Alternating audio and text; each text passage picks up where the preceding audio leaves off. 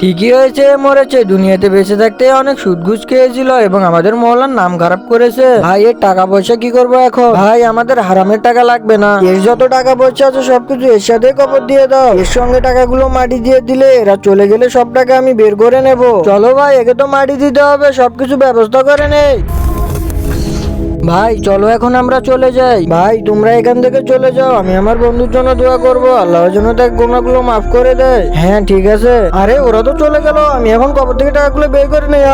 কি হলো, আমাকে বাঁচাও। আল্লাহর এই সুন্দর নামটি দেখে যারা লাইক সাবস্ক্রাইব করে দিবে, আল্লাহ তুমি তাদেরকে হজ করার তৌফিক দান করে দিও। আরে এটা তো রাইট চিল্লানোর আওয়াজ, চলো গিয়ে আমরা দেখি। আরে এর কবর থেকে তো আগুন বেরিয়ে আমার হাতে লেগেছে।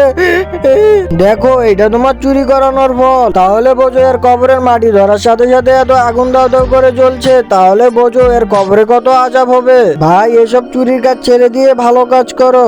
আল্লাহ আপনি আমাকে মাফ করে দেন, এরপর থেকে আমি কখনোই চুরি করব না। এই তো আমি ঠিক হয়ে গেছি।